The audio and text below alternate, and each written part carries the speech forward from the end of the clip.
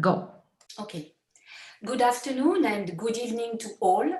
Welcome to this webinar organized by the Emerging Multinational Research Network, which is a network of business schools from Cornell University, Universidad de los Andes in Colombia, Tec de Monterrey, Mexico, Université de São Paulo in Brasilia, and Universidad de San Andrés in Argentina. And all these universities have, among other things, a particular interest on emerging markets. I am Anne Miru, Faculty Fellow at the Emerging Market Institute, we call it EMI, at Cornell's University, L.C. Johnson College of Business. And I also want to introduce Lourdes Casanova, who is the director of EMI at Cornell. She's also one of the founders of the Emerging Multinational Research Network. Together, we will moderate the present webinar on the future of business school post-COVID-19. Now, we are all living in this time of pandemics, and well, this has brought in our daily lives a drastic and sudden disruption. And in that respect, perhaps one of the most dramatic shifts that we have seen has been the move of education to a virtual setting. Well, it's true that we have seen over recent years an increasing development of online courses. But overall, the traditional model, which is face-to-face learning, remained, and it remained predominant. However, in the past few months, prompted by the need for social distancing, higher education has become completely virtual. So now we want to share or to discuss with the deans of the five universities I mentioned, what are the implications of such a transformation, first from an educational point of view, but also from an economic and perhaps business model point of view. And so what can COVID-19 teach us that could help strengthen our education systems? And we are going to look at these questions by focusing more specifically on business school and business education, actually, since we are very fortunate to have today with us the deans of five of the most important business schools in the America, namely Veneta Andonova from Universidad de los Andes in Colombia, Gustavo Genoni, who is from the University of St. Andrés in Argentina, Ignacio de la Vega from EGADE Business School, from Tecnológico de Monterrey, Kevin Hallock from S.C. Johnson College of Business, and Moacir de Oliveira Jr. from Universidad de São Paulo. And I want really very sincerely, on behalf of the network, thank you all very much for taking the time to join us today. Now, for participants, the format of today's webinars will be as follows. First, each of the five panelists will speak for about 8 minutes. When they have concluded speaking, Lourdes Casanova will take over. She will open the question and answer session that she will moderate. And you can ask questions through YouTube also. Now, without further ado, and because the topic is quite important and we have such distinguished speaker, we will begin. I will introduce our first speaker, Veneta Andonova, who joins us from Bogota. Veneta is the Dean of the School of Management at Universidad de los Andes in Colombia. She has a rich academic and practical experience. She's also professor of international management strategy and entrepreneurship, and she's a leading researcher. She has held research and teaching positions in a variety of countries, Mexico, Colombia, but also Bulgaria, Spain, the UK, and the United States.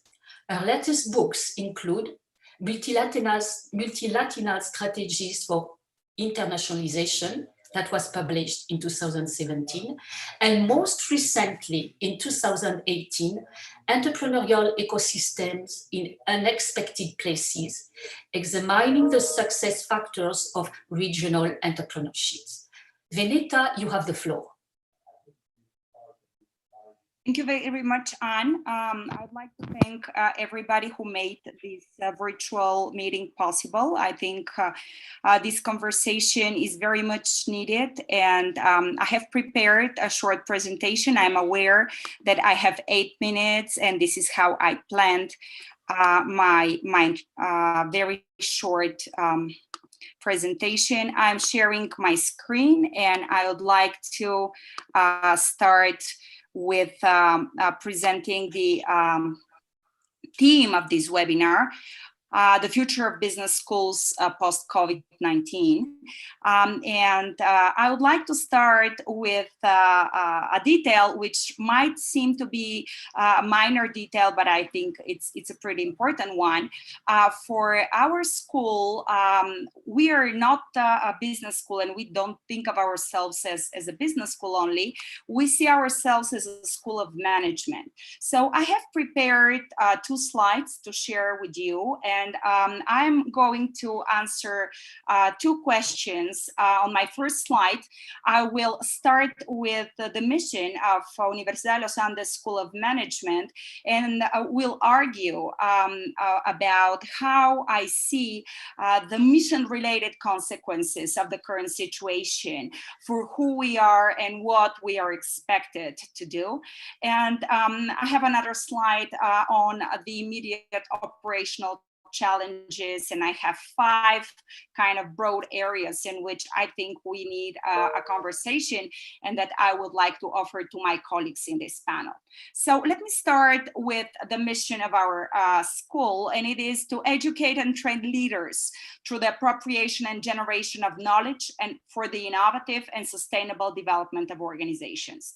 So here we are talking about leadership, about innovation, and about sustainable development. And I think that in the post-COVID world, these 3 will be in very high demand, even more so than in the world that we used to know. And this is how I think about the situation and the purpose of business schools and schools of management. I think in the post-COVID environment, we all have asked ourselves questions about why countries such as Taiwan or China are doing so well in managing the global pandemic in their own boundaries, while other countries such as Spain or Italy or the U.S. are struggling to a great extent with the situation. I think there are many reasons, and there are multiple ways of thinking about the whys. But I believe that these questions will inevitably raise a very important and fundamental discussion about the role of the state and about the balance between the public and the private sectors in general. And I believe that in emerging countries, such as Colombia, this discussion will be particularly important. Why? Because the public sphere will be expected to do much more than it was expected to do, but there are probably not enough resources or processes that can support such high expectations. And in this debate between what we would expect from the public and the private spheres to accomplish for the societal well-being, I believe there will be a window of opportunity for the private sector to step up and take on some of the functions. And it will not be something new, because in Colombia in particular, a country with a long history of civil war in the past, basically the private sector was in charge of some public services in areas where the state was had very little presence. And this, I think, is an opportunity for business schools and management schools to frame the debate. I think we have a very key mission there to basically form the leaders that will be part of this debate, and from the public side and the private side to take it responsibly, because there are great opportunities, but I envisage very great challenges in balancing and reaching that new balance between the public and the private sphere. My second point from this kind of mission and purpose-driven view that I'm offering here is that certainly the quarantine and the way governments are managing the situation has been mostly, I mean, in Colombia in particular, mostly very well accepted and celebrated.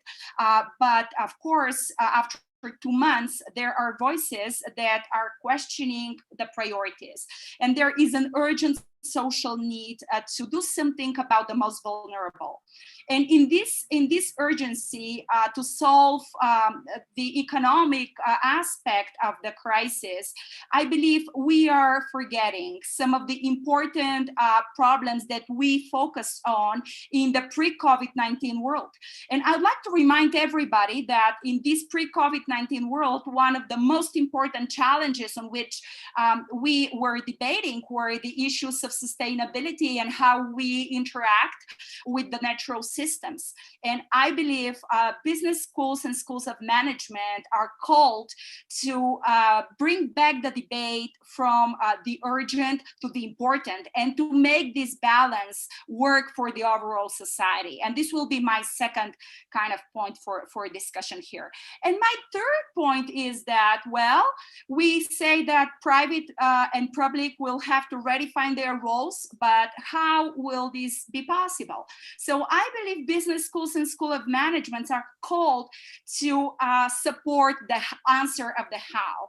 What I mean here is that we have to engage more fully in the entrepreneurial ecosystems in which we are part of, but probably we have to step up and make some important investments and take on responsibilities in order to make this change more speedy. Now, on my second account related on the operational challenges, I have 5 ideas which I'd like to offer to my colleagues here as I see them from our realities in Bogota.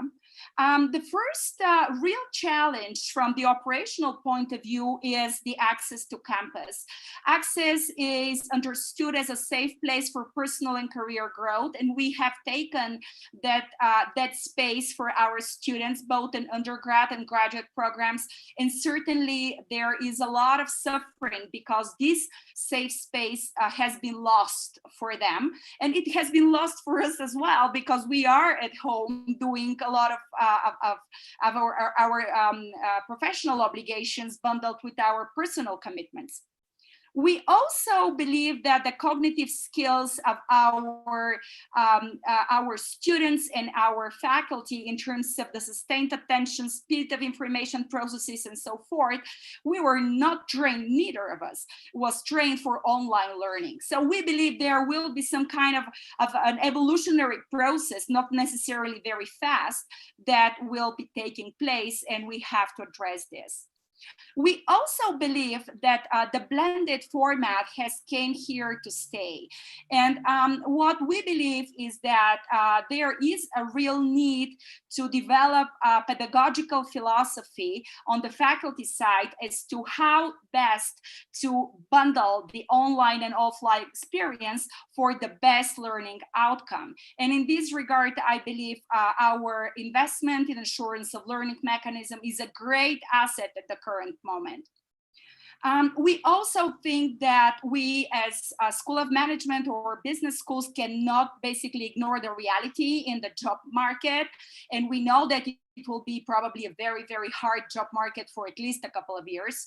So we have to be honest with our audiences and prepare them. And I think walk the extra mile in terms of placement will make probably a difference in terms of enrollment.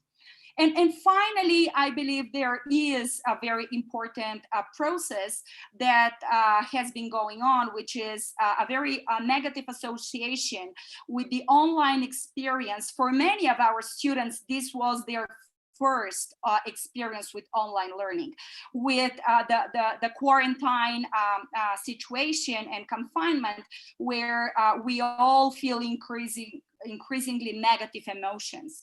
And I believe to unbundle the negative emotion from the online experience will probably take a while for all of us. And these were my ideas. So now I'm very happy to lay back and listen to what my colleagues have to add to the conversation. Thank you. Thank you very much, Veneta. Now, I will give the floor to Gustavo Genoni, who joins us from Buenos Aires. Gustavo is the Dean of the Business School at Universidad de San Andrés in Argentina. Gustavo has a long and varied experience in the field of education as a professor of finance. He has a PhD also from Boston University. Prior to joining the University of St. Andrés, he was director of MBA programs at Universidad Torcuato Di Tella in Argentina and director of the management program in Miami of the Business School of Universidad Adolfo Ibáñez in Chile. Gustavo, you have the floor. Thank you very much. I'm trying to share my screen now. Let's see. Okay. Can you see the presentation? Yes, we can. Okay, great. Thank you very much for having me. So this is my first online presentation. So I'm gonna ask you for some credit because I mean it's my first time. So I'm gonna talk about basically the industry, what is going on in the industry. I have more questions than answers. So the first issue I see with the pandemic in terms of our industry is digital acceleration. This is something that is not new for us. Digitalization of education has been going on for about 15 years now. I assembled my first online course 15 years ago. It was an asynchronic course, and right now things are fully online. But the first thing I want to share is having a very broad historic perspective. Previously, knowledge was in the hands of the church, and books were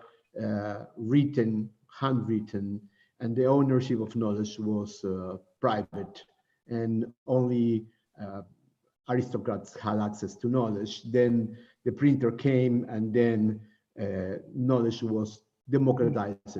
And I think the digitalization has a further impact on this, because once you record something, a concept, an idea in a video,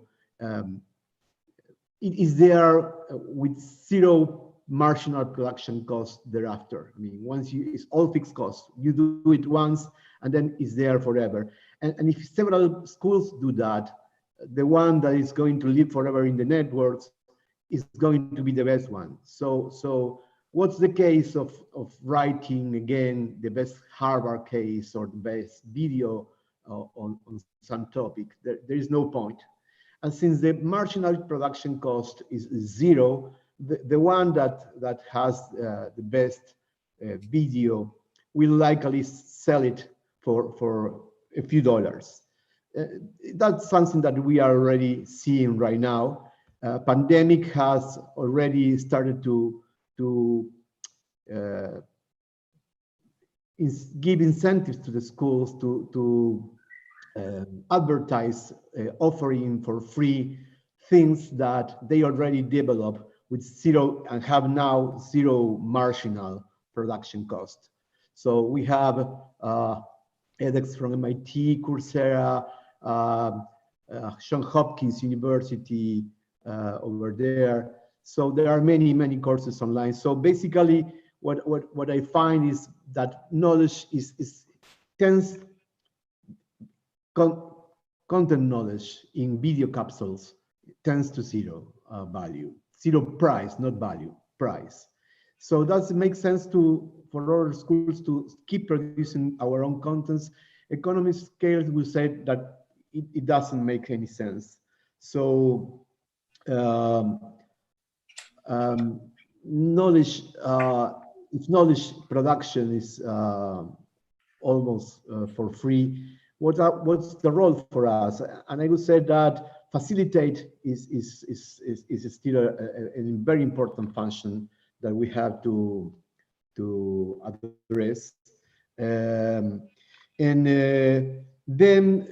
even if knowledge is accessible, I think that actionable knowledge, it's a different type of knowledge. It's not the same learning calculus than learning management, and therefore I think that skills development is something that you cannot do very easily online and at low marginal cost. The other thing is knowledge is asymmetric. You can give knowledge, but the quality is uncertain for the one that is receiving it. So certification of the quality of the knowledge is still important, and it's the role for business school to have after the full impact of digitalization brought by the pandemic. Then it remains. We have to these questions. What do we teach now? What do research and what we do? Since case productions and courses assembly is going to be a lesser job. Likely, our job will be in teaching skills, in teaching attitudes, in teaching critical thinking. Research remains my appreciation, and this is a question. It seems that remains quite the same. I mean, research will remain the same. It's not clear who is going to pay for the research, because since professors can be in one place and teach in another, it's not clear. Hallock University is a clear example of a university with bright professors that do excellent research somewhere else. And Hallock University doesn't have to pay for that research. It's some other university. And professors go around teaching part-time and researching in some other university. So it seems that the research is going to be located at some universities, and the teaching can be located somewhere else.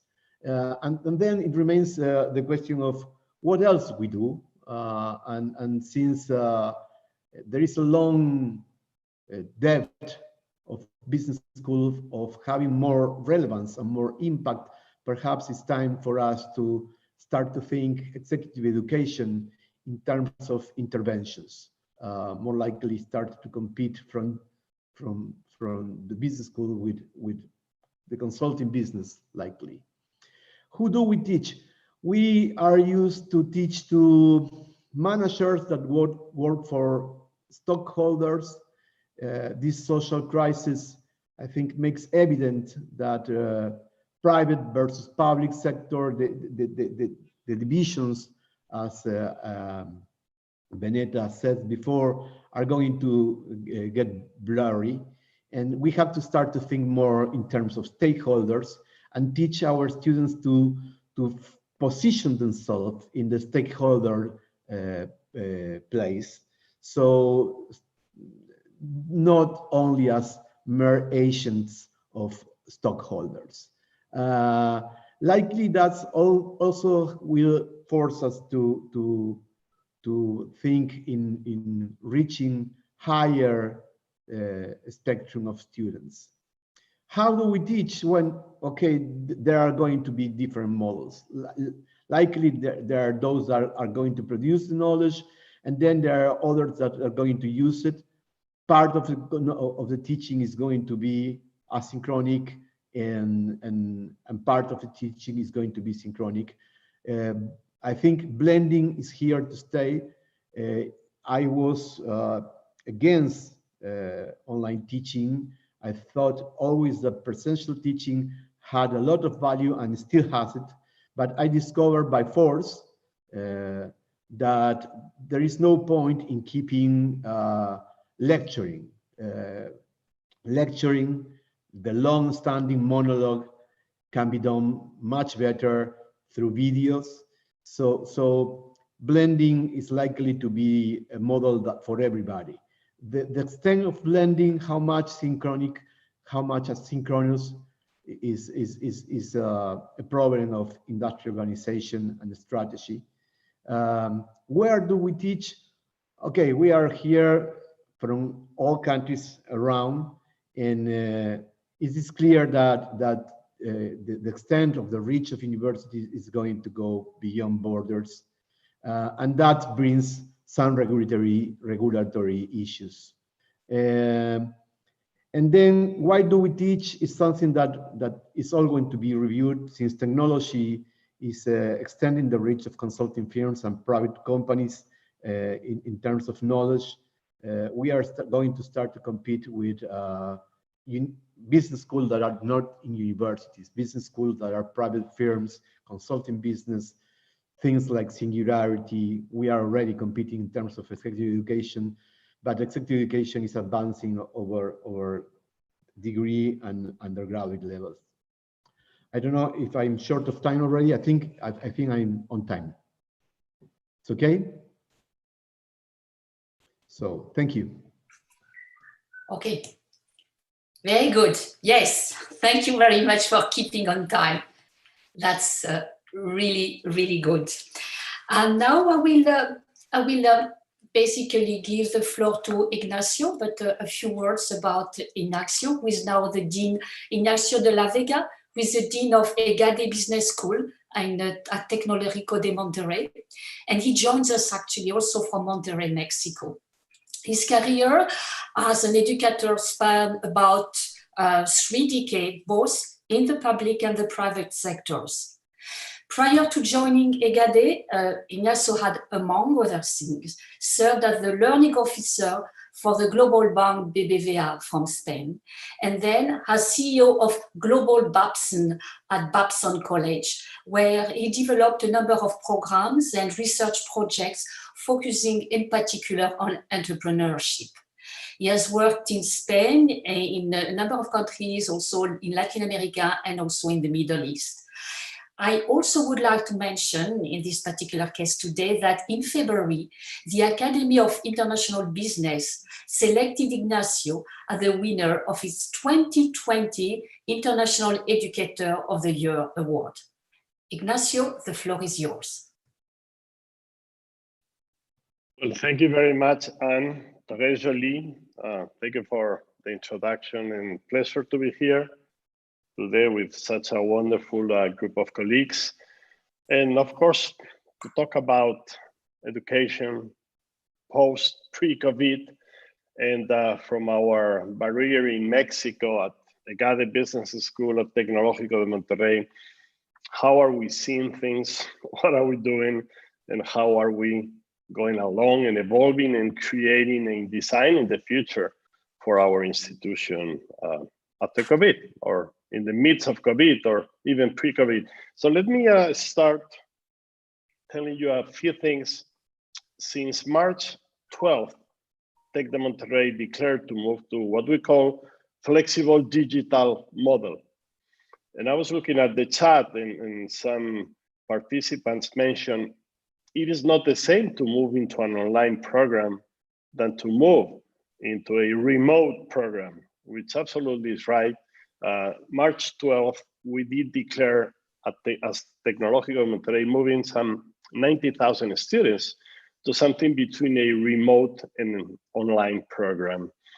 And that was part of our responsibility, of course, to save lives in our communities, our students, our families, our faculty. At the EGADE Business School, 12 hours after that, we were able to move into an online format, not remote. Because in the last 3 years, we've been taking some decisions that help us when COVID did show up in our lives. At the undergraduate business school, for example, we took 1 week to move into something between remote and online. And that was about continuing the education of 90,000 people in our community. We did a few more things in these last couple of months that we've been already managing this flexible digital model that has been evolving. And as universities, we don't only have the responsibility of teaching and educating our students, but also supporting our communities. Tecnológico de Monterrey is a quite complex organization. We do have hospitals and we do have a health system. It's called Tech Salud. So from day one, we move into supporting the public health system that in Mexico, by the way, might happen in most of the Latin economies, is not that strong. And helping them also to sort of research, understand, move, and take decisions to support the population under these pandemics. And we also launched a strong social support campaign. Veneta, our colleagues in Chile, in Argentina might have a slightly different situation, but this is Latin America. And we, even if as societies, we've been growing strong during the last few years, we still face a very difficult situation. In Mexico, to give you some numbers, 65 million people is under the poverty conditions declared by United Nations. That means almost half of the population. So this is what we have. And then it's subito sera, that was said by this Italian poet, Quasimodo. And suddenly the night came strong into us. And this is what COVID has posed for Mexico and for most of the Latin economy. So we launched a very strong social support campaign. Give you some examples from the business school on the modest contribution that we can offer to our societies. So we started putting together a donation campaign to support those that were losing jobs in a very accelerated pace. Again, something unique to Mexico and Latin America, 50% of the working population is informal. And they were the first to lose their jobs. Day one of COVID, when we needed to close down and lock our businesses. So from the university, from the business school, from EGADE, we put together a challenge. How do we help these people? How do we help these small, medium-sized firms that are hosting most of these jobs? So we launched something we call Apoyando Tech, that I could be also very happy to share with all the colleagues, which is mainly pro bono mentorship and guidance done by our faculty, but some mentors, and by our alumni associations to support one-to-one, donating time, all these small, medium-sized firms in different business aspects. And this is becoming not only a support, but a signal that, you know what, you're not alone out there. You have the help of the universities as a driving force of our economy. And of course, we're doing many other things, supporting the situation, the confinement of our students, of our communities, the parents, the businesses here in Mexico. And in Latin America, we launched a webinar series. We are now in the 17th webinar.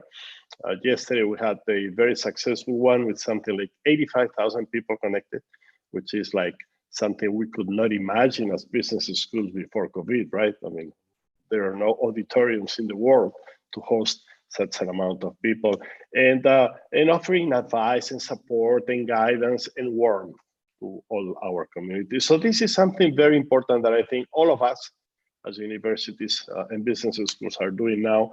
And in the last few minutes, and I am using my chronograph to measure my time. In the last couple of minutes, I want to talk about some things that will never be the same. And we are not talking here about how are we going to do business from a business school perspective in a few months when COVID sort of steps back, if it does. We're talking about who is going to survive and how is going to look like higher education. And I think we're going to be racing for relevance.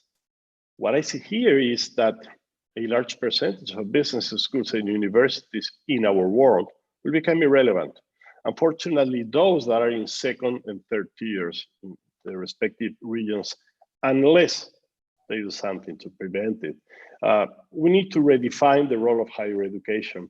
This thing about online, we launched a few online programs in the last 3 years. We were sort of prepared. I mean, no one was prepared for COVID and for this situation. But this is not an anecdote. This is here to stay and to redefine the way we do education. We're going to see lots of different large investments into here. Technology companies getting into the education field. Next big thing will be something like a Netflix of education. We've seen a few examples out there, the masterclass, the outlier, the power MBA in the Latin world. What is our role here? Do we want to step in or not? Definitely our educational models have been changing in the last few years. And more we need to be strong in sort of defining this equilibrium between skills and knowledge. What is our academic proposal for that? How are we training the people that the companies in the new normal, if there is a new normal, are asking for? And we are way behind that as universities. And finally, we need to think on opportunities coming out of COVID, stronger as societies. And what is going to be the purpose of business schools? What is going to be the role of organizations, of businesses after COVID? And what is our posture on this? So this is what I wanted to share. I'm on time. Thank you, and looking forward to questions. Thanks, guys. Thank you very much. Thank you very much, Ignacio. And by the way, also thank you already to all for all these interesting issues and thoughts. We already have a comments of appreciation on YouTube. I will now give the floor to Kevin Hallock, with the Dean of Cornell, S.C. Johnson College of Business. And Kevin joins us from Ithaca, upstate New York. Kevin has a very rich experience in education, both as a practitioner, professor and researcher, but also as a manager of educational institution. Actually, prior to his present position as Dean of the Business School, he was the Dean of the School of Industrial and Labor Relations, ILR, at Cornell for almost 4 years. He's also the Joseph Rich Professor of Economics and Human Resource Studies at ILR. Kevin is a leading scholar and expert on labor markets and compensation, and has published a number of books on these topics, a number of volumes in particular on labor economics and executive compensation. His latest book was entitled Pay, Why People Earn What They Earn, and was published in 2012.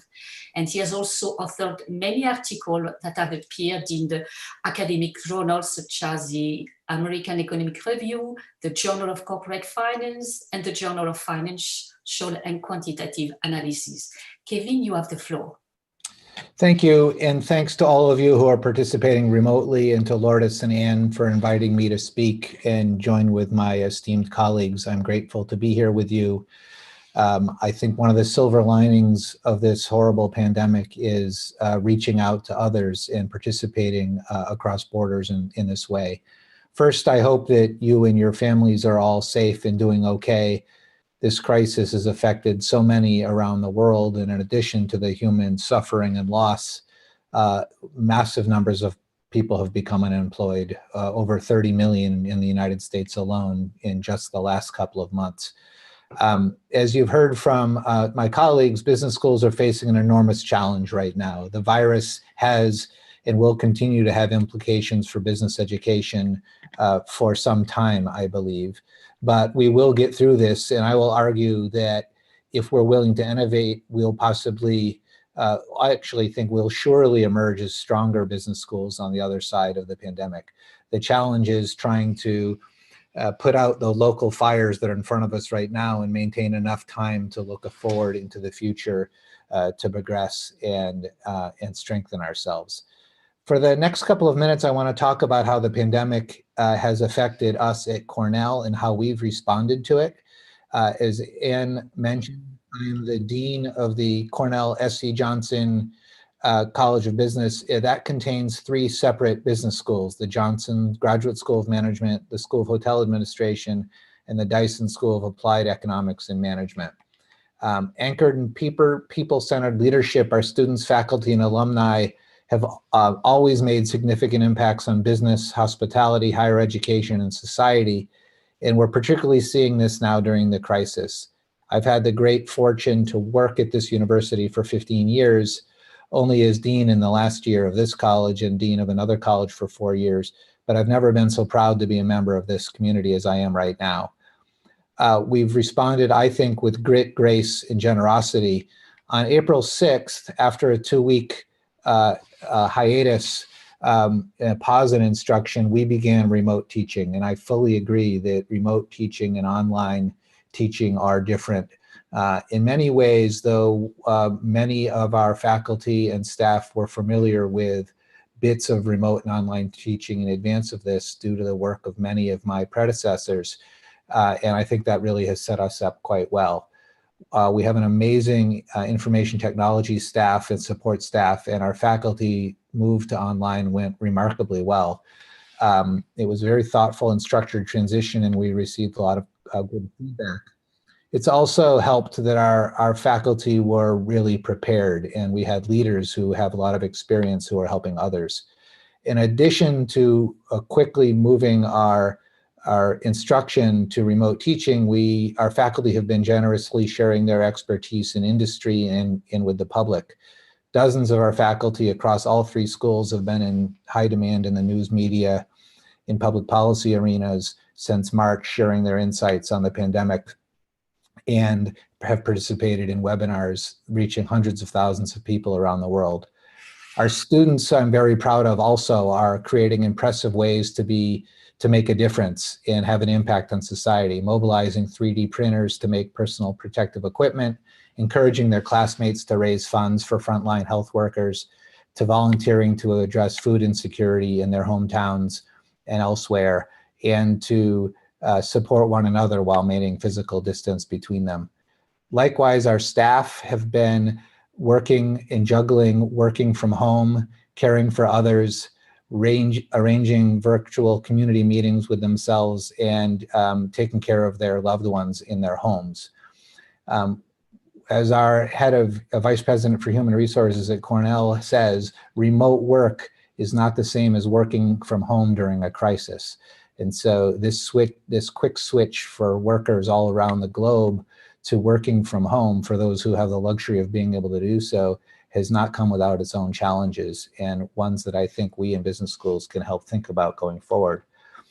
Our alumni and friends of the college have also led in their communities and industries, as have other fellow Cornellians. They're donating food from their restaurants to local communities, creating apps to help people make decisions about where to direct their response, offering jobs or projects to our students, guest lecturing in our classes via Zoom or other technology, and providing financial aid for our economically vulnerable students, and giving counsel to those who are facing an increasingly challenging job market.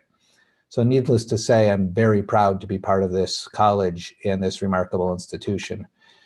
Our university and our college has a history of innovation and technology that set us up for this. This certainly contributed to our smooth transition. We have something called eCornell, which was a private organization outside of the university that was brought into the university on January 1st of this year, which was quite prescient. That program has 1,800 certificate courses on a wide variety of business topics. Many of these are certificate programs or online training programs for people in firms, but some are included in online master's programs that the university is already producing. During the 2-week pause between our face-to-face instruction in March and when we moved to our remote instruction, eCornell opened up its courses to our college's students, professional students and graduate students, and 500 of those students participated in one eCornell course or another during that time. And most recently, we've used something called the Keynotes platform for webinars navigating the virus. These have addressed topics from the hospitality industry that, of course, has experienced enormous loss, the global supply chain, to learning about strategies in a changing world, and have featured many of our alumni and faculty. eCornell also is the bones behind several blended master's programs, and some of my colleagues talked about this blend where we do lots of online teaching, but also bring cohorts of executives back to campus. When I was dean of the School of Industrial and Labor Relations, There's a program there called the Executive Masters in Human Resource Management, and the university is developing more of these kinds of programs. The College of Business has also been very involved in technology. We have a program called the Executive MBA in the Americas program, which is a one-of-a-kind program that has interactive video conferencing instruction in select cities in North and South America. So students are in cohorts, whether they may be in Toronto or Los Angeles or Chicago or New York, but are participating mostly online, but with their cohort, their group in their city. It's offered in partnership with Queen's University, and classes occur on the weekends for 17 months. And the diversity of professional backgrounds in the program and geography makes for a really enriching learning environment. We also have something called the Saban Xi Bridge, a recent gift from Demir Saban, which is an immersive integrated telepresence connection between New York City and Ithaca. So we're sitting in classrooms with a cohort of students in New York and in Ithaca, and it's as if we're all in the same room. Of course, we can be in neither of those rooms right now, given the orders in our state, but soon when we open, we'll be using that again. We have innovative intensives in fintech and digital marketing as part of our Johnson Cornell Tech MBA program, and data analytics are taught in all of our classes. We also offer a digital technology immersion program at the Johnson School, which is offered in partnership with the Cornell School of Computer and Information Science. So we have a lot of history of innovation with technology, and I have no doubt that we'll continue to do so. But like many other institutions of higher education, we have not made any decision about course delivery for the fall. Some in the United States, as you might have seen, the California State University system, which has 500,000 students, announced that they will not be doing face-to-face instruction in the fall. Cornell is exploring all possibilities of teaching for the fall to maximize their students' learning experience. And we're learning from one another as faculty to redefine examples of blended learning, which would include in-person and online teaching. I think this is a super critical moment for business schools and colleges. I would argue now is the time more than ever to be innovative, flexible in thinking about business education, and one where we think about harnessing the power of technology to connect people with businesses like we've never done before. Cornell has shown how an entire college community can operate in a vital intersection of people, business, and technology. And with the right ingredients and right approach, business schools, I believe, will emerge from this crisis even stronger than before. We just have to be willing to pivot and continue to do so to be great tomorrow. So thanks for including me in this, and I look forward to the discussion later. Thank you very much, Kevin, for sharing your thought with you and raising a number of issues. Now we will conclude our tour by going to São Paulo. We will have Moacir de Oliveira Jr. talking to us. He's the head of the Business Administration Department at Universidad de São Paulo. And Moacir is also full professor of business administration, and he's a specialist of strategy and international business. He has published a lot on internationalization of firms, business strategy, innovation, and technology transfer, with a particular focus on emerging market, and among them, of course, Brazil. His latest publication, Startups and Innovation Ecosystem in Emerging Markets, a Brazilian Perspective, was published in 2019. Among his many functions, Moacir is also the director for Latin America of GLORAD, Center for Global R&D and Innovation, and the chief editor of the Innovation and Management Review. Moacir, the floor is yours.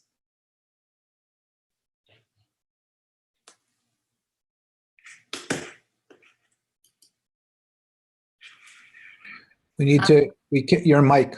But you need Sorry. Okay. Thank you very much. And I'm saying that it's an honor being here with us in this difficult moment, not just for Brazil, but a difficult moment for the whole world. At the University of São Paulo, we have been doing some initiatives during this pandemic.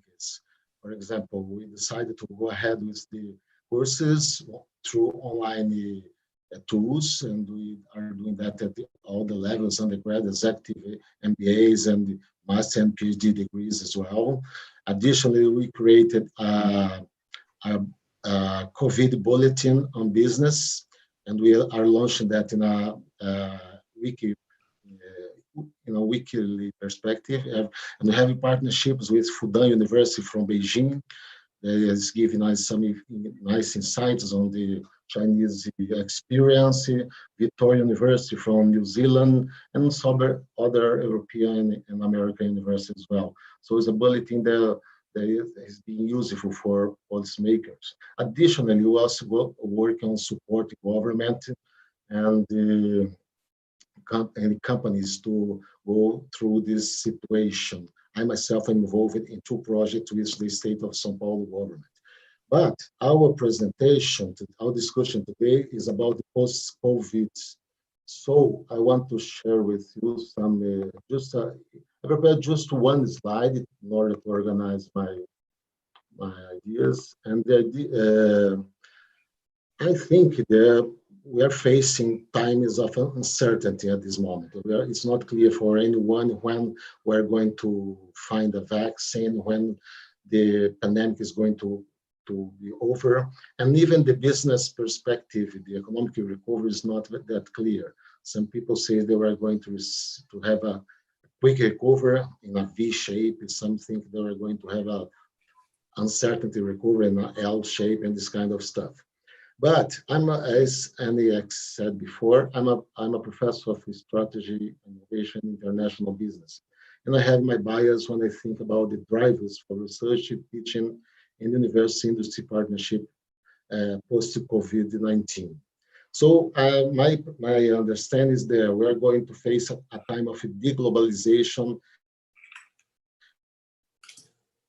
and the multilateralism at risk. I think the United Nations, World Trade Organization, World Health Organization are good examples that the world is going to change a lot after the pandemic.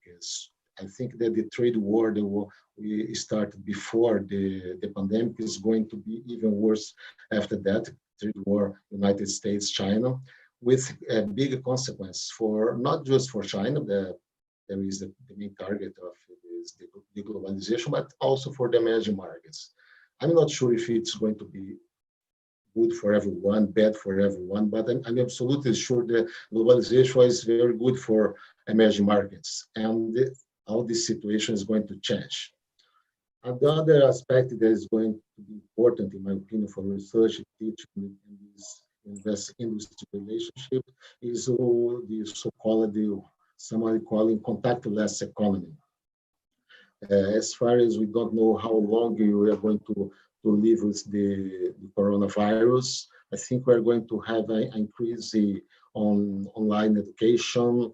I think it's not just online teaching, it's online research, online partnerships, and this kind and everything. Digital business, for example, in Brazil, the digital retailing had an increase of around 200% last month.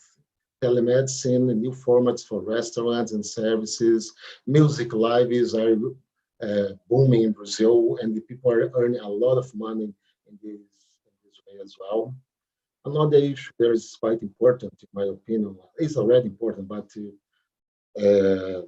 given the discussion around the source of the coronavirus, we're going to have an increased attention on sustainability issues, but not just on the side of the risks, but also on the side of the opportunities related to bioeconomy, social biodiversity, and Brazil and South America has important part of the territory in the Amazon forest. So I think there are a lot of opportunities under scrutiny at this moment, and I think we're going to discuss about that a lot in the times after the pandemic is.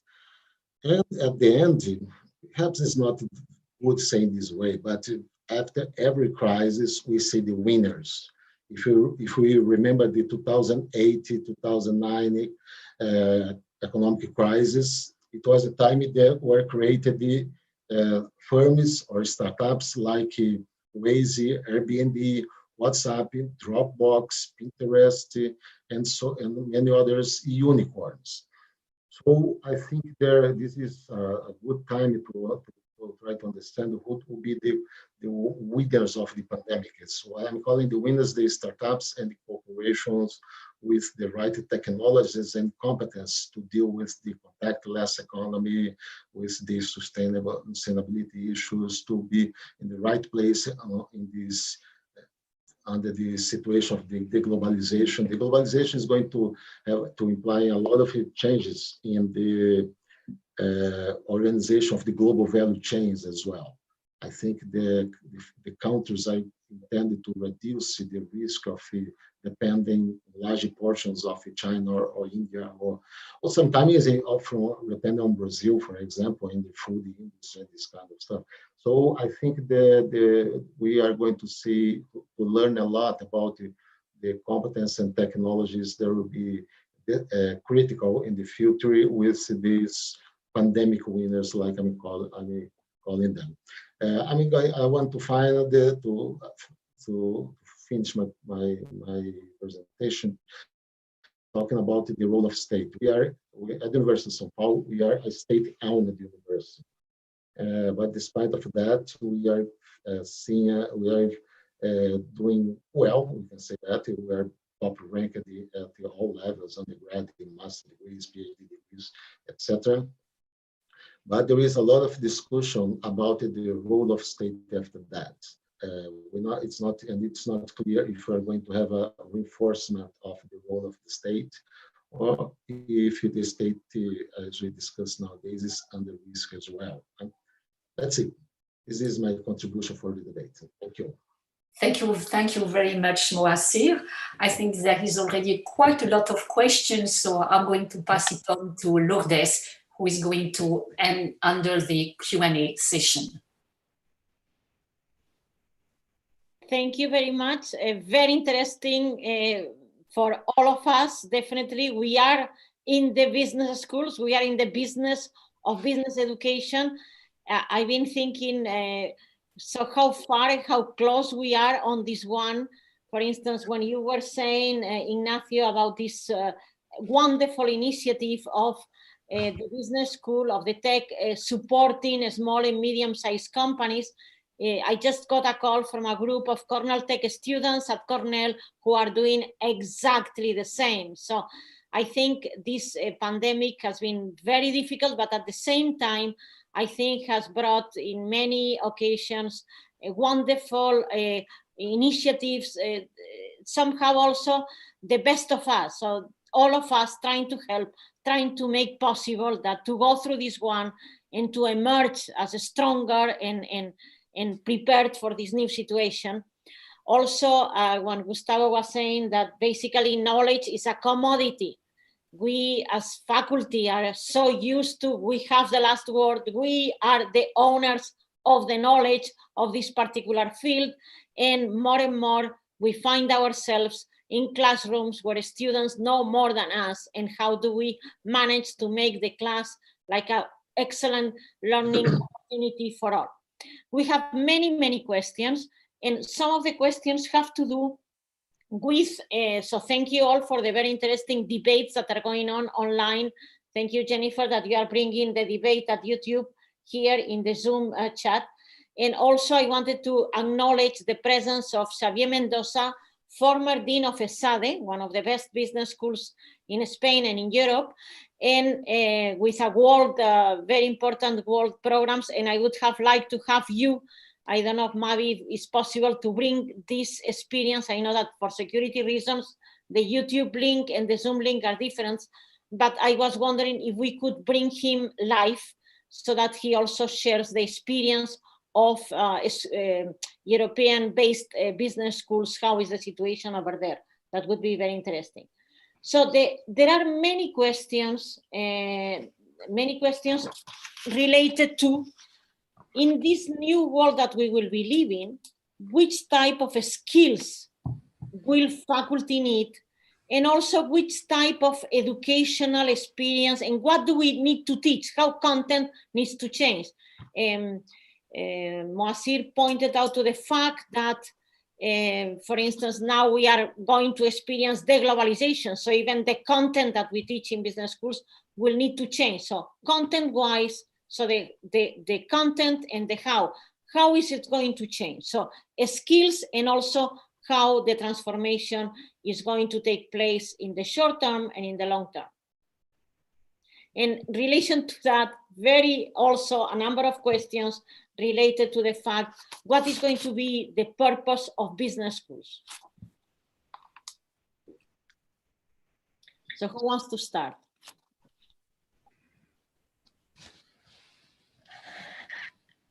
I can start, Lourdes. Yes, and then Ignacio also raised the hand. Shall I? A few remarks. So, because I'm very interested in what my colleagues have to add on that. Be very short, I promise. I enjoyed very much their insights. In terms of how we see the skills, I think for professors, but also for community of students, I think we are thinking in two very kind of complementary directions. The first one, I believe, is obvious and has been part of these presentations today, and it has to do with our ability to design enriching learning experiences with clearly measurable learning outcomes. And I believe that providing information on a video is not the same as transferring a skill to a student, being it online or on campus. And I believe that there is a very important difference and journey that we have as community of educators, we have to close. And I believe some of us are a bit more along the way towards closing the gap than others. And what I think will be essential in that is to strengthen our assurance of learning mechanisms and to bundle them with the technology and the cognitive realities of our students. I believe this will be kind of the three elements of this one path. And the second one, which we embrace very energetically at Universidad School of Management, is the immersive approach, where our programs basically are built, and our courses are built on real-world challenges with disadvantaged communities and businesses who are resolving real-world problems. And this is kind of the second path in building the method and the professor's skills to take on this mentorship and basically communication, if you want, role that is so different from the lecturing format. Thank you very much, Veneta. Also now, Ignacio, Tec de Monterrey has tremendous online experience in teaching online, tremendous experience, as well as Cornell. So then, what are the learnings as well, Ignacio, if you could add of this time? Yes, thank you. We'll try to be short. We'll give time to my colleagues. You're right. Tecnológico de Monterrey has been in non-face-to-face environments for a few decades now.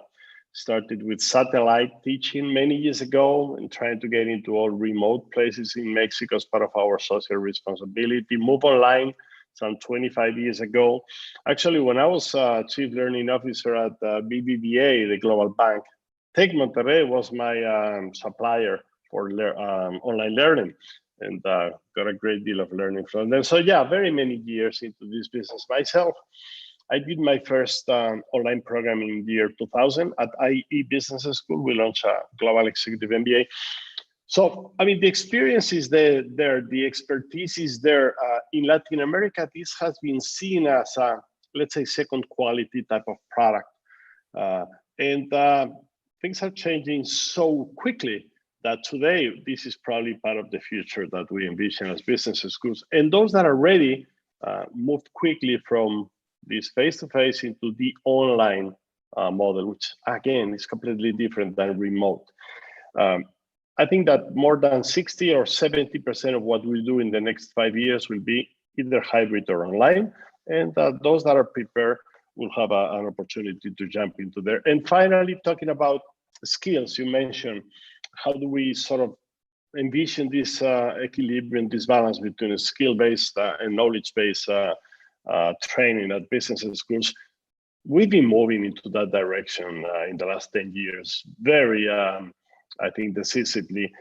And of course, today you need to have a great, solid financial background and knowledge, but you won't be hired by Bloomberg unless you have some power skills strongly developed. So how do we balance both into business schools? One final quick comment on what you said: we need to update our knowledge. Of course, this is what we do as faculty. This is what we've been doing as educators in the last, 500 years. Today, the difference is that the exponential speed of change make us as faculty need to recycle and upskill every day. So these are my takeaways. Thank you, Lourdes. Lourdes, may I contribute to? I think the word for us is impact. At the University of São Paulo, we are really interested in the impact of the business schools and the real life of the organizations. When I say organization, I'm talking about public organizations, corporations, startups, NGOs, and so on. We are really stimulating our researchers, students, PhD candidates do research that have impact both on theory and practice. Otherwise, we are not going to be relevant for this society. And in doing that, it's important that we understand the trends, and not just understanding the trends. We are supposed to be creating the trends or giving the trends for the corporations on how they should deal with the challenges ahead. When they come to the University of São Paulo and they ask for support, it's because they hope and they believe that we can help them in these tough times. So the role of the business school is to have to be relevant for the business world, for the society, creating and offering ways to overcome the challenges that we are facing during the pandemics and after the pandemics as well. So the impact in the real doing research, teaching, and the university industry partnerships that are relevant and they have a positive impact is our role as business schools, in my opinion. Lourdes, so I think that the virus hasn't necessarily causally changed the way business schools are going in any particular way, but it's exacerbated or sped things up in many ways. And I think the online instruction is just an example of that. There are people who would be who were unwilling to think about online instruction and have been forced into remote learning really quickly and realize the power and the benefits of it really quickly. I think issues, typically you ask a dean of a business school something about, about what would we be teaching, and we think about finance and accounting and marketing and management and operations. But those weren't the things that came to my mind when you asked that. I was thinking about analytics, logic and strategic thinking, and agility. This is an example. Think about the hotel industry for an example. When we've had other recessionary shocks or financial crises around the world, large diversified hotel chains might have felt some impact in one region of the world. Maybe it's in Europe or Latin America or Asia, but they're diversified elsewhere. I don't think many hotel chains were probably expecting or preparing for a recession with a 10% fall in their revenue, but few, I will imagine, were expecting a global recession and an 80% drop in revenue within a month. And I hope that doesn't mean that people will just become incredibly risk averse as a result of this. But I just think we need to help students train to be able to respond really quickly to things. Thank you very much. I believe all schools that are, and again, many questions around that, all universities, schools that are present in this webinar, so Cornell is an Ivy League, Tec de Monterrey, traditionally, and even now, of course, has been the educational choice of the elites of Mexico, the same being Uniandino or Universidad de San Andrés in Argentina, and needless to say, University of Sao Paulo, that is the best university in the whole Latin America, with very difficult to enter. So you say I'm from USP means you are part of this best of the best of the country. So how are we going to maintain the brand that has taken us so far, the premium that in all the private universities students have to pay? How are we going to keep this brand, this elitist type of association that goes with being a Cornellian, an Uniandino, or Gustavo, please, and Ignacio. Yes. And I'm going to bridge between the two questions, the former one and this one. So we are a small school, very dedicated to personalized education. So we are very expensive in terms of cost. We have really high cost. On top of that, we are a research university. So that's contribute further to the cost, because professors do research and sometimes they do not teach. So we intend to maintain in that segment. And what we find is that digitalization and online learning can be brought as a more sophisticated type of education. Not necessarily we have to go to a massive model of education. We are designing, in the last 2 months has been a revolution. We went directly from presential teaching to remote teaching to online teaching in 15 days.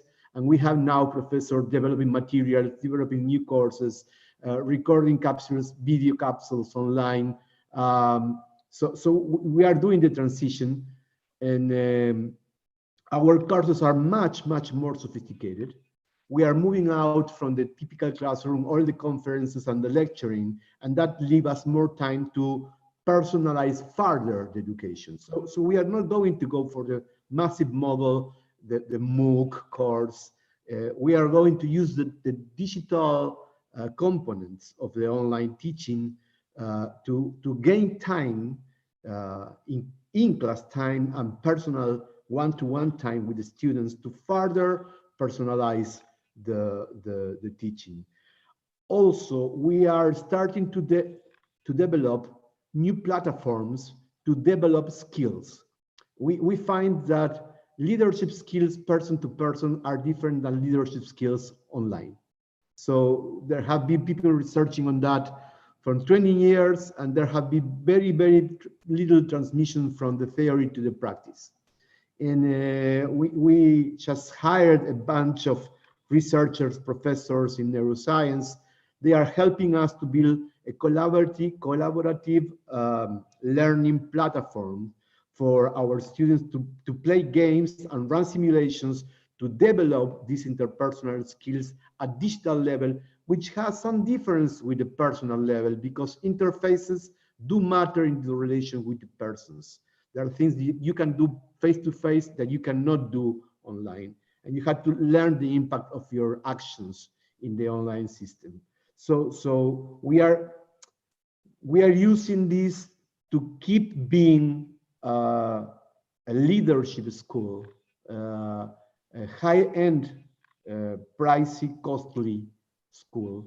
We want to segment the market in that way. We are good at that, and we are incorporating all the technology to further exacerbate the quality of our programs and not the quantity of our students. Besides that, we launched an undergraduate degree in digital business 2 years ago. That's the biggest program in the whole university. It's the biggest one. And this year, we had a record of admissions again on that program and launched the master degree in digital business, which is completely oriented to the digital industry. So it's kind of segmentation and exacerbating our mobile with digital components the things we are doing. I think it's a dangerous war to try to compete with commodities in the future, because I mean, at least it's not for us. Thank you. Ignacio, please. I forgot the question, sorry. I think we were talking about our positioning as universities. All right. Universities that are at the top and want to keep this value added that we provide, being tech, being Ivy League, etc. Well, thank you, Lourdes. I mean, yes, we recognize ourselves as being an elite institution, but not in terms of economics, but in terms of talent. And to explain this better, 80% of our students at Tecnológico de Monterrey and EGADE do have a substantial scholarship. Actually, 1,000 students are under the Leadership of Tomorrow program, and they have a 100% scholarship in any of our programs, and also some of the support for housing and food and whatever. So yes, we want to become to a group of, we are a university and a business school that you want to identify as being an elite, but more from the academic and intellectual perspective than from the economics. Having said that, how do you keep that positioning? I think it's simple in our industry, and the recipe has not changed for the last 100 years. This is about getting the best faculty. This is about getting the best students you can attain out there in the market. And this is about offering them an amazing learning experience.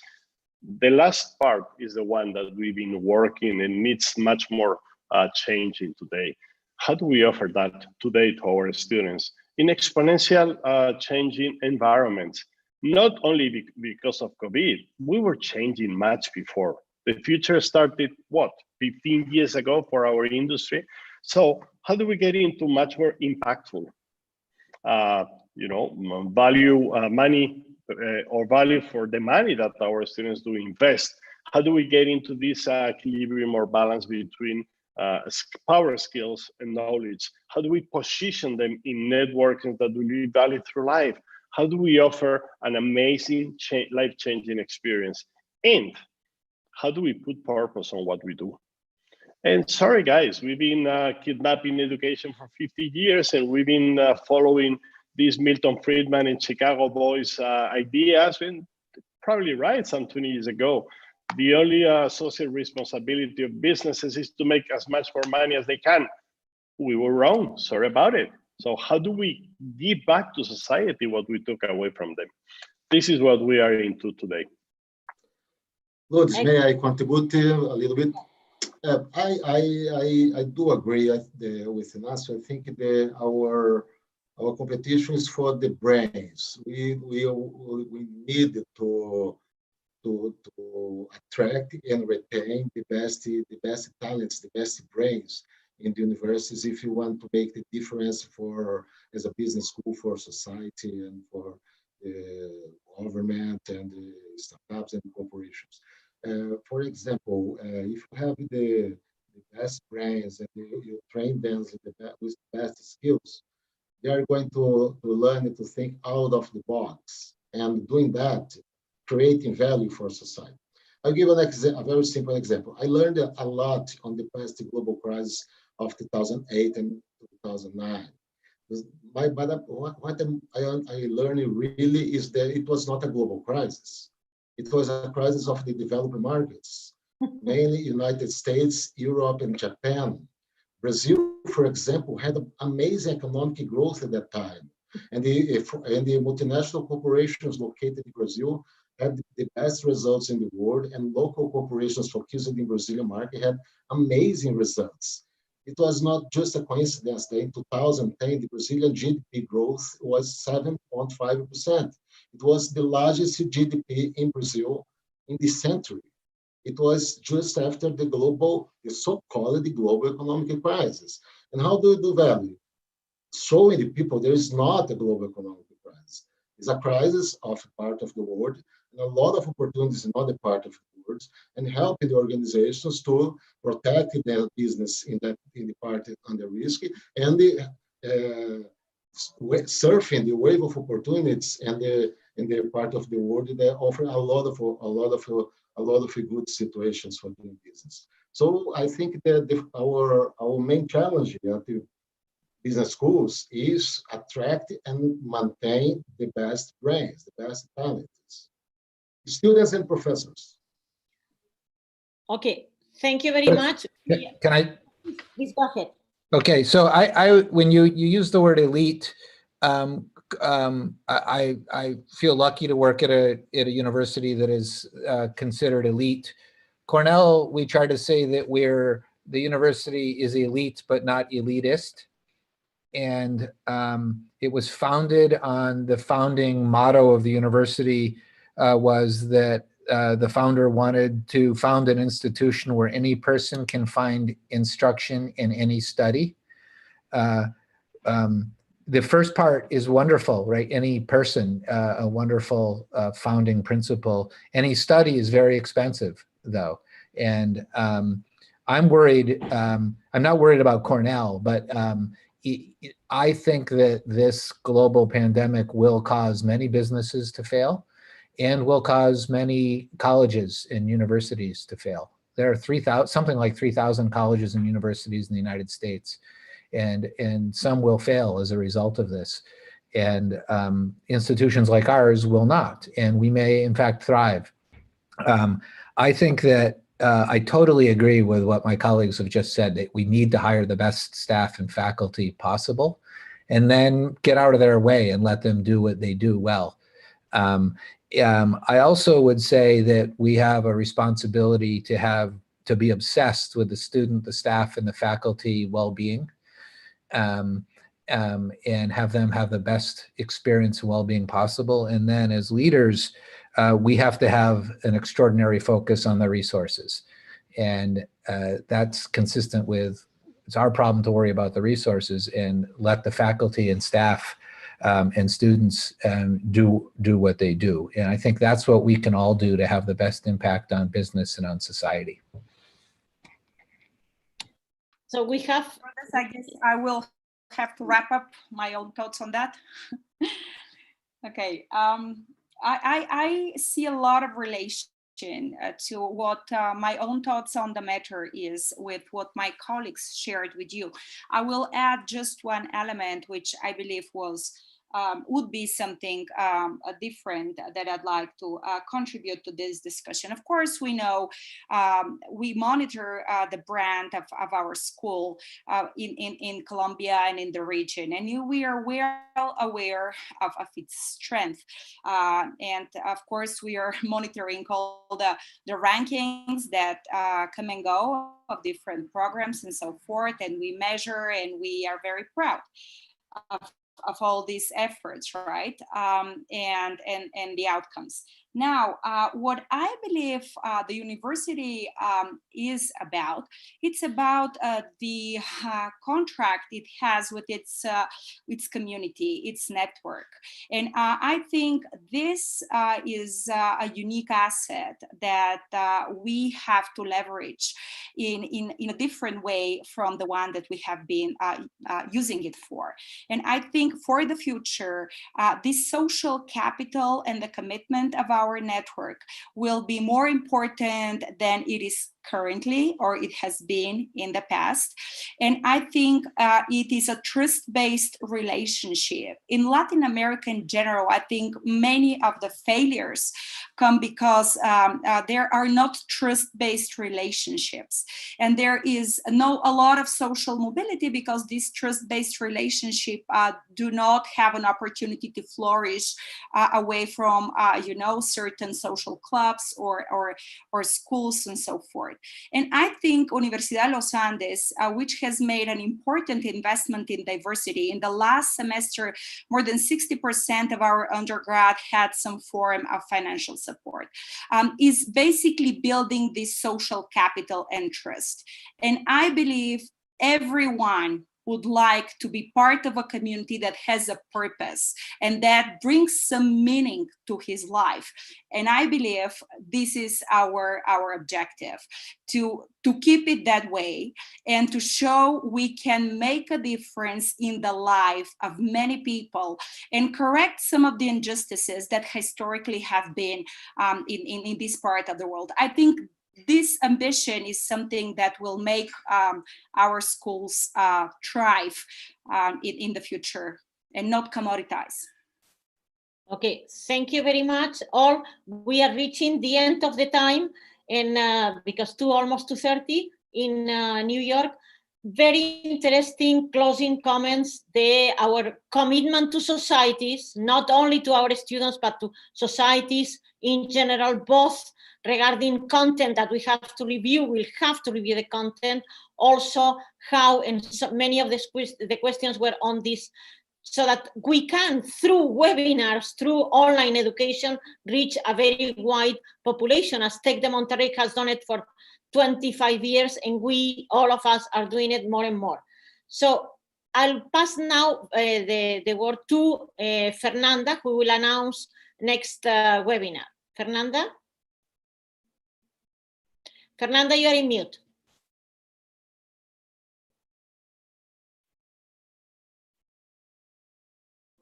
Thank you. So great discussion today. And the next webinar will be on May 29th. We will have the title for this webinar, Shaping Our Post-COVID Future.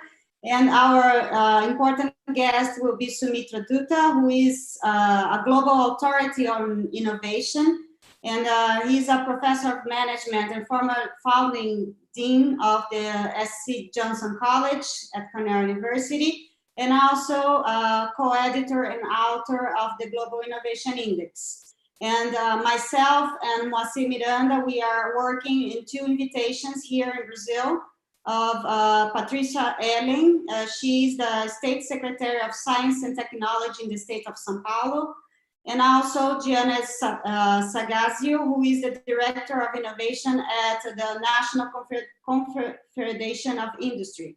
And I'm sure it will be a great discussion of how we can see innovation and how we can see economic growth after this crisis. Thank you. Okay. Thank you to Jennifer Lehman, who has been putting the questions here from YouTube to Zoom. Thank you also to Mavi and the IT team in Uniandes, who are really behind the making sure that everything goes smoothly. And last but not least, I want to pass the word to Anne again to close the session.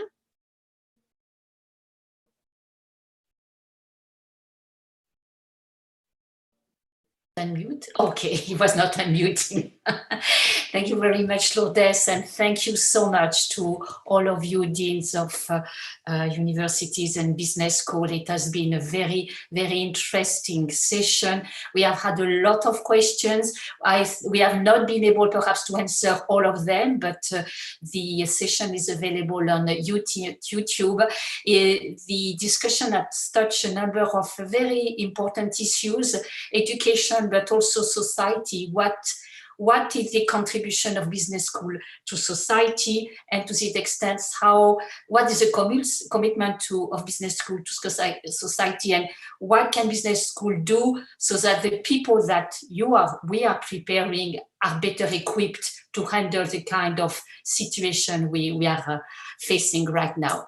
Thank you also so much to Universidad de los Andes, who is really behind this initiative, and is also this is very helpful for the research network on emerging market multinationals. So it was a pleasure to host you today.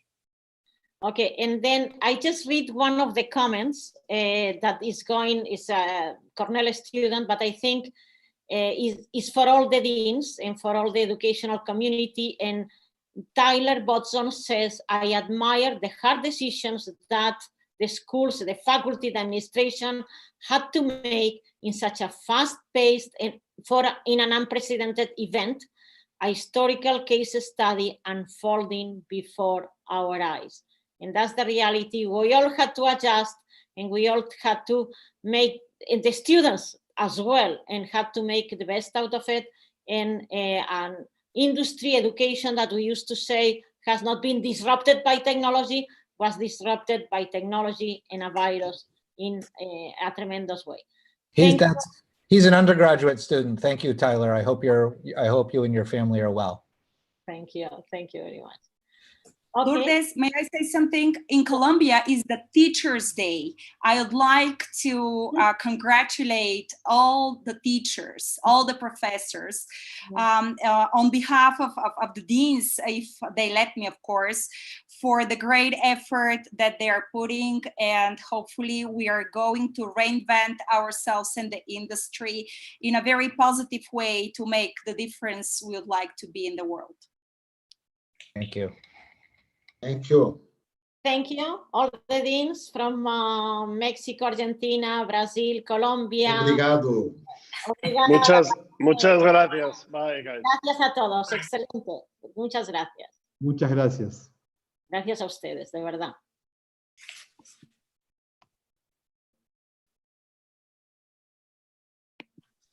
Ok. Mavi, ¿has desconectado?